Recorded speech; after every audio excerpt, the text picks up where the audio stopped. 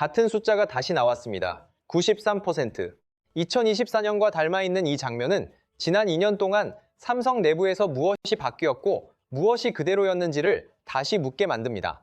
참상전자 정기주주총회가 막 끝났습니다. 전영현 대표이사 부회장은 단상에서 고개를 숙였습니다.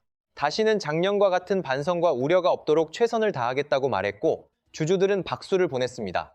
언론은 이를 축제 분위기라고 표현했습니다. 2024년의 위기를 딛고 삼성이 다시 달리기 시작했다는 공감대가 형성된 순간이었습니다. 그러나 3시간 뒤 삼성전자 노동조합 공동투쟁본부는 발표문을 올렸습니다. 쟁의행위 찬반 투표 결과 93.1% 찬성, 5월 총파업 예고. 같은 시각 중동에서는 미국과 이스라엘의 합동 군사작전 에픽 퓨리가 34일째 이어지고 있었습니다. 2월 28일 이란 공습으로 하멘의 최고 지도자가 사망했고 이란은 호르무즈 해협을 봉쇄했습니다. 전 세계 원유 해상 물동량의 20%가 멈춰섰습니다. 반도체 공급망이 흔들리는 바로 그 시점, 삼성 내부에서는 두 번째 폭발이 준비되고 있었습니다. 2년 전인 2024년 7월에도 비슷한 장면이 있었습니다. 중동의 긴장이 고조되는 와중에 삼성전자 노조는 93% 찬성으로 창사 첫 파업을 선언했습니다. 그리고 지금 두 번째 파업이 예고됐습니다. 같은 숫자, 같은 요구, 같은 배경. 2년 동안 삼성에서는 대체 무슨 일이 있었던 걸까요? 왜 아무것도 근본적으로 달라지지 않은 걸까요? 그리고 삼성은 지금 이 상황을 어떻게 활용하려는 걸까요? 삼성전자를 이해하려면 이 회사가 어떤 유전자를 갖고 태어났는지부터 봐야 합니다. 창업주 이병철 회장 시절부터 삼성은 단 하나의 원칙만큼은 절대 타협하지 않았습니다. 노동조합을 허용하지 않는다는 것이었습니다. 이것은 단순한 경영 방침이 아니었습니다. 삼성의 인사 시스템과 보상 구조 전체가 이 원칙을 전제로 설계돼 있었습니다. 노조 대신 높은 연봉을, 집단 교섭 대신 개인 성과 보상을 택한 구조였고 이건희 회장 시대를 거치며 수십 년 동안 흔들리지 않았습니다.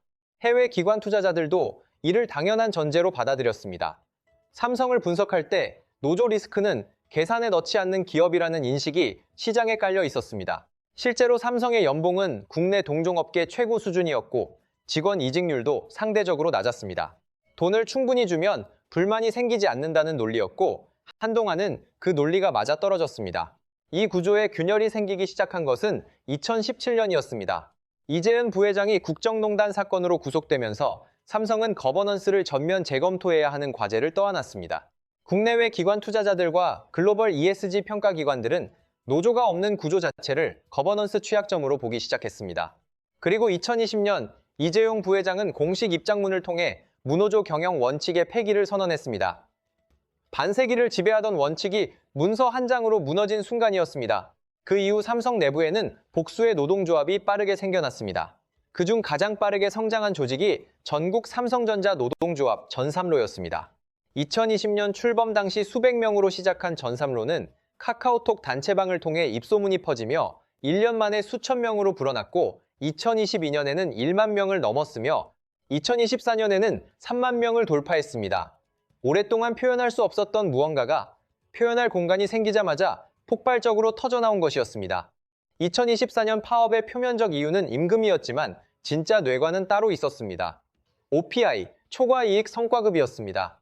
OPI는 삼성전자가 영업이익 목표를 초과 달성했을 때 지급하는 특별 성과급으로 경우에 따라 연봉의 절반에 이르는 금액이 지급됩니다. 삼성 직원들에게는 사실상의 두 번째 연봉이었고 2022년 반도체 부문 사상 최대 실적 당시에는 OPI만으로 연봉에 맞먹는 금액을 받은 직원도 적지 않았습니다.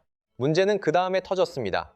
2023년 삼성전자 반도체 사업부는 글로벌 메모리 가격 폭락의 직격탄을 맞아 한 해 영업손실 약 14조 9천억 원을 기록했습니다. 역사 이래 가장 큰 적자였습니다. 직원들도 이 부분은 이해했습니다. 회사가 돈을 못 벌었으니 성과급이 없다는 것은 납득할 수 있었습니다. 그런데 문제는 전혀 다른 곳에서 생겼습니다. 반도체 사업부는 적자였는데 다른 사업 부문에서는 성과급이 지급됐고 같은 반도체 사업부 안에서도 어떤 팀은 받고 어떤 팀은 받지 못했습니다. 그 기준이 무엇인지 아무도 알 수 없었습니다. 산정 공식은 내부 기밀이었고 단 한 번도 공식적으로 공개된 적이 없었습니다. 회사는 결과만 통보했고 이유는 설명하지 않았습니다. 10년을 삼성에서 일한 엔지니어조차 올해 OPI를 받을 자격이 있는지 없는지를 회사가 결정하기 전까지는 알 수 없는 구조. 옆 동료가 받은 성과급과 내가 받은 성과급의 차이가 어디서 왔는지 물어볼 수도 없는 구조. 이런 것이 쌓이면 불만이 되고, 불만이 쌓이면 불신이 되며, 불신이 쌓이면 어느 날 93%라는 숫자로 폭발합니다. 2024년 7월 8일 삼성 창사 이래 최초의 전면 파업이 실행됐습니다. 화성, 기흥, 평택 사업장에서 조합원들이 라인을 떠났고 블룸버그와 파이낸셜 타임스는 이 소식을 전 세계로 타전했습니다. 파업 이후 실제로 변화도 있었습니다. 노사는 협상 테이블로 돌아왔고 수십 년 동안 블랙박스로 운영되던 OPI 산정 기준의 일부가 처음으로 공개됐습니다. DS 사업부에는 새로운 경영진이 배치됐고 2024년 11월에는 자사주 매입과 배당을 포함한 총 10조 원 규모의 주주 환원 계획도 발표됐습니다. 파업이 끝난 뒤 삼성은 달라진 것처럼 보였습니다. 하지만 뚜껑을 열어보면 달랐습니다. 기준은 공개됐지만 구조 자체는 바뀌지 않았습니다. 그 미완성이 2026년 3월 93.1%라는 숫자로 다시 터졌습니다. 이번에는 판이 훨씬 더 커진 상태였습니다. 2026년 파업과 2024년 파업은 겉으로는 비슷해 보이지만 속은 전혀 다릅니다. 우선 규모부터 다릅니다. 쟁의행위 찬반 투표에 참여한 전3로의 재적 조합원 수는 89, 874명입니다. 이 가운데 66, 19명이 투표에 참여했고 61, 456명이 찬성했습니다. 전체 조합원 수가 2024년에 3배가 된 셈입니다. 삼성전자 전체 임직원의 약 3분의 1이 파업을 지지한다는 뜻입니다. 2024년 파업이 일부 불만 세력의 집결이었다면 2026년 파업은 삼성 조직 전반으로 확산된 구조적 갈등의 표출입니다. 요구사항의 본질도 달라졌습니다. 2024년의 핵심 요구가 성과급 기준 공개였다면 2026년의 핵심 요구는 OPI 상한 폐지입니다. 기준을 보여주는 것만으로는 부족하니 그 천장 자체를 없애라는 것입니다. 노조는 성과급 인상 요구를 오히려 낮추면서까지 이 구조적 요구를 전면에 내세웠습니다. 돈이 아니라 제도라는 점을 스스로 드러낸 셈입니다. 그런데 이 파업의 타이밍이 문제입니다. 주주총회가 끝난 지 3시간 만에 파업을 선언했습니다. 회사가 축제 분위기를 만끽하던 바로 그날 정확히 그 시점에 불을 질렀습니다. 이것이 우연일 수 없다는 사실은 누구나 압니다. 다만 그렇게 계산된 타이밍이 노조에만 유리하게 작용하느냐는 전혀 다른 문제입니다. 회사 측이 이번 협상에서 내놓은 카드를 봐야 합니다.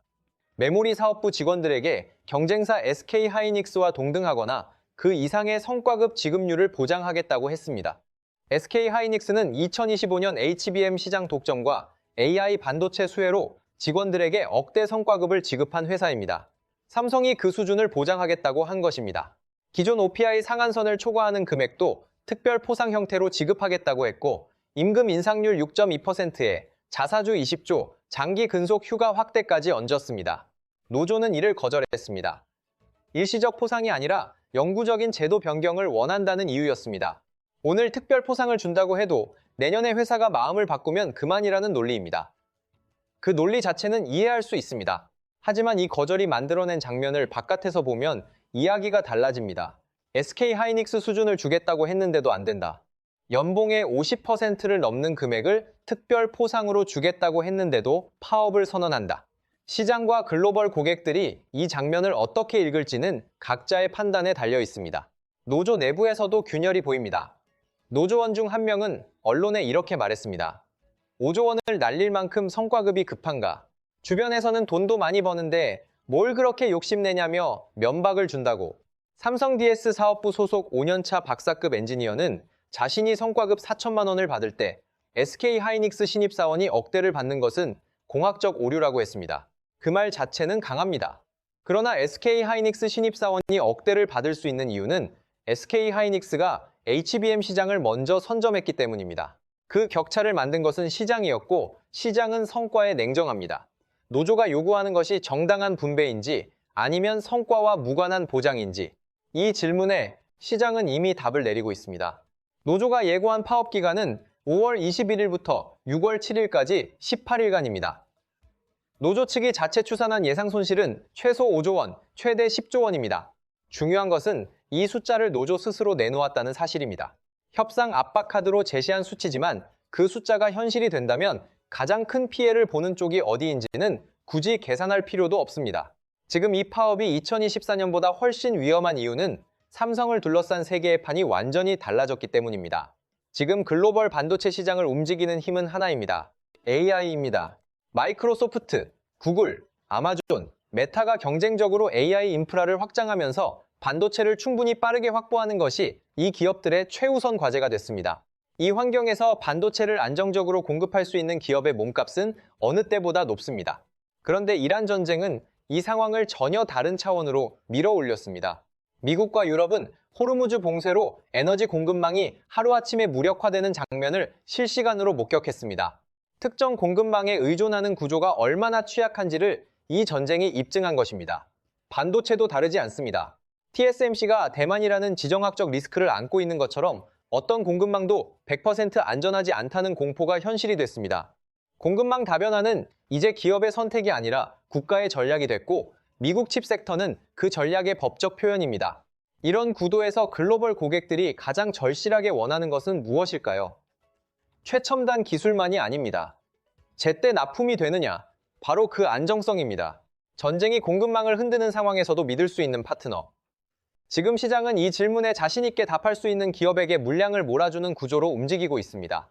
그런데 바로 그 신뢰를 구축해야 할 결정적인 시점에 삼성에서는 핵심 인력이 18일 동안 라인을 떠나겠다고 선언했습니다. 반도체 라인은 사무실이 아닙니다. 24시간 멈추지 않고 돌아가는 공간이고 공정 하나가 끊기면 라인 전체의 웨이퍼가 불량이 됩니다. 한 공정에 10년이 쌓인 숙련 엔지니어가 자리를 비우는 것은 생산 라인을 잠시 멈추는 일이 아닙니다. 이미 투자된 수조 원이 허공으로 사라지는 일입니다. 직접적인 손실보다 더 심각한 것은 납기 신뢰도의 훼손입니다. 이란 전쟁으로 공급망 위기가 현실이 된 이 시점에 삼성에 물량을 맡긴 글로벌 고객들이 가장 두려워하는 것은 단 하나입니다. 약속한 날짜에 제품이 나오지 않는 것. 그 불신이 한번 생기면 회복하는 데는 수년이 걸립니다. 2024년 파업은 삼성이 어려울 때 터졌습니다. 고객들은 안타까워했습니다. 2026년 파업은 삼성이 다시 잘 되려는 순간에 터졌습니다. 고객들은 의심합니다. 이 차이가 모든 것을 바꿉니다. 이제 삼성이 어떻게 움직이고 있는지를 봐야 합니다. 삼성은 지금 두 가지를 동시에 하고 있습니다. 노조와 협상하는 척하면서 파업이 오더라도 이미 설계된 방향으로 나아가고 있습니다. 삼성이 SK하이닉스 수준의 성과급을 보장하겠다는 제안을 공개적으로 내놓은 순간 협상의 프레임은 뒤집혔습니다. 이 제안을 노조가 거절했다는 사실이 시장과 사회에 알려졌습니다. 삼성은 자신들이 내놓을 수 있는 최대한의 제안을 공개적으로 했고 그 제안을 거절한 주체가 노조라는 것도 모두가 알게 됐습니다. 이것은 우연이 아닙니다. 파업이 현실화되더라도 책임의 무게가 어느 쪽에 더 실리게 될지를 계산한 결과입니다. 동시에 삼성은 파업과 무관하게 핵심 사업을 전방위로 밀어붙이고 있습니다. 2025년을 거치며 HBM3 품질 개선을 이어온 삼성은 엔비디아 공급 체계에 실질적으로 진입했습니다.